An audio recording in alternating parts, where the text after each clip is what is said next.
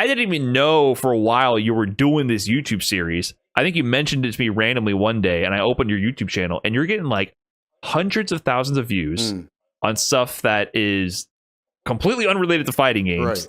and you're reacting to white people music. Yeah. Well, I was like, wait, what have you been doing? What happened here? It's so crazy, right? So like now I do like whatever, like it could be like, you know, hip hop shit or whatever the fuck, like, you know, but as far as how it started, like I remember when I was in Poland, which you brought up earlier, right? Which I did not make these videos back then, but in general, well, actually, there's multiple things. So when I was in Poland, I remember talking to a buddy on the phone, and he was telling me how, like, bro, regardless, he's somebody in like the industry or whatever, like I don't know, this whole fighting game shit or whatever. And he was telling me, like, bro, in the end of the day, you can get called for a show or not get called for a show, right? Like, it's not fully in your control.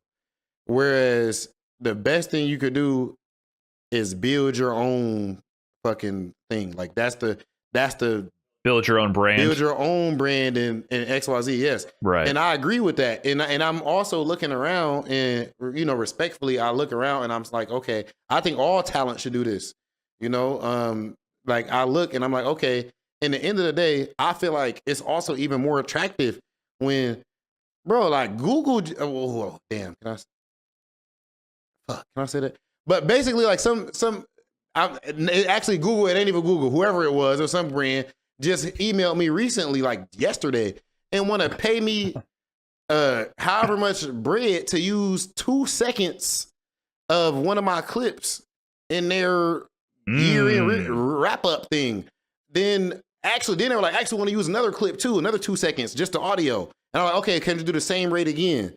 All right, sure. Boom. Some UK company hit me up, bro. Like some TV company.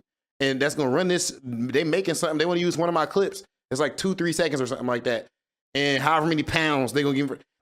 I feel like if I'm able to generate revenue on my own, then interest and revenue on my own, when I'm coming to you, I'm not coming to you from a standpoint of goddamn needing it and right. You have leverage. Yes, in like, any kind of negotiation. I'm going to eat. I'm going to survive and pay my bills and whatever, regardless. Right. And the bigger I can get outside of this shit, like even doing as far as I think it can let this shit get super big, millions of subscribers, God willing. That's only good for the scene. That's good. There's other people now seeing stuff about the FGC. I think that's fire. And also, if I can get some of them to come watch me do this tournament or whatever, that's also good for, you know, right. I want to get to a point where eventually I can tell a company like, hey, you want me to do this show or whatever? Okay, I got you. I know this is the rates that we have worked out, and that's fine. But if we could do like a 3-video package deal too, where I will advertise for 3 videos. This is where I'm at. You get what I mean, bro? So right. There's so much like what you asked me, and you stop me if I'm talking too long because there's a lot to my brain go a lot of places with the topic you asked me about. Well, I'm just kind of wondering, when did you actually physically? I love the brand awareness and the business awareness, because that's true. I mean, we've talked about this a bunch. Like, I do feel like so many people in the scene squander their potential for personal brand building. But I just mean specifically, when did it literally start? Like, when did it literally start? Because you've built a whole entire different presence on the internet with Rob TV, the fighting game player, Rob TV, the fighting game host, and then even at this time you start doing some more general hosting as well. But then this whole side thing sort of took off, and that's a big part of why you have that YouTube plaque behind you of doing this reaction music series, which became a meme even bigger than that series, and that's become part of the internet lexicon somehow. Like, you've left an impact on overall internet culture in a weird way. And it's all because you started doing these reactions to music, which was like a genre of YouTube video. Like, I knew that existed before, but you kind of took it and put your spin on it. And then suddenly I'm looking, I'm like, where are all these views coming from? When did you get famous? Like, outside, for people who have no clue that what a fighting game even is, maybe. No, they don't even know. Completely outside of that sphere. That's weird. So it was literally 2023, I think, last year, maybe. I think, I would say 2023. But the thing is, really, a lot of my subscribers really was even, and it grew very quickly. It grew very quickly. but it ramped up a whole lot this year. Like I don't know how many. I gained a lot of subscribers this year, but it was because I was working a regular job. Like when I moved to Los Angeles, I was working production. Like people don't know, I've helped produce a lot of Capcom stuff behind the scenes, like these tournaments and shit like that. I've helped on the production side with that for a couple of years, living out of LA. But I stopped working for that company. Like, so I didn't have a regular job no more back in February of this year. So if you looked at my Social Blade or whatever the fuck, if you could see it, like there are my analytics, if you look at February, you're going to see like this big ass spike because that's when I was like, okay, I'm able to like do this. Like I'm really able to have time to just do this hard. And it blew up a lot.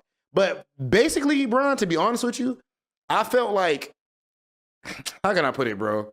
I felt like with the FGC, I don't believe, fuck, man. You know the internet, I'd be so scared to say shit. I want people to take it the wrong way. I don't believe that I can get bigger in the FGC than I am. Or you or fucking, you know what I'm saying? Like, whatever. Like, right. No, that makes sense. Yeah. I think we're as big as possible. Sense. You know what I mean? Within this scene.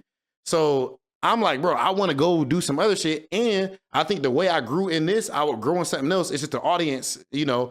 So sure enough, it was just like immediate, like almost immediate proof of concept, bro. I'm not gonna lie. Like it was almost immediate proof of concept. And the way that specific series started, one, I'm glad I chose that name, Trying White Music. Cause there's some people, bro, at the beginning of me starting the series, people are like, bro, it's not white music. Ugh. Some people, you know what I mean? Actually, black people started rock and roll and it was stuck. Bro, shut the fuck up. It's a funny title. If I named it Trying Rock Music, that's lame. It's funny for me to be like... Right. I mean, it highlights the whole point of it, which is bridging a cultural gap. Like, that's the appeal of this genre of video. It's not me listening to a different genre of music for the first time. It's me participating and analyzing a culture that I'm not directly a part of and highlighting those differences, but also the similarities as well, right? And also you usually approach it from a really respectful manner. So I mean, but you're honest. Some of them some of them you say the song's whack. Some of them say you're hype. So people, obviously, other white people are like, oh, is this dude gonna validate my music taste or is he gonna trash on it? And either way, it's gonna be funny seeing like the difference in perspective from someone who didn't grow up with that music. So I mean, yeah, that the title makes. It encapsulates exactly what it's about. If you just said rock music, then it sounds, like, I don't know, analytical. Right, it's not, bro, what is this? It's not the point. It's about the cultural exchange. Exactly.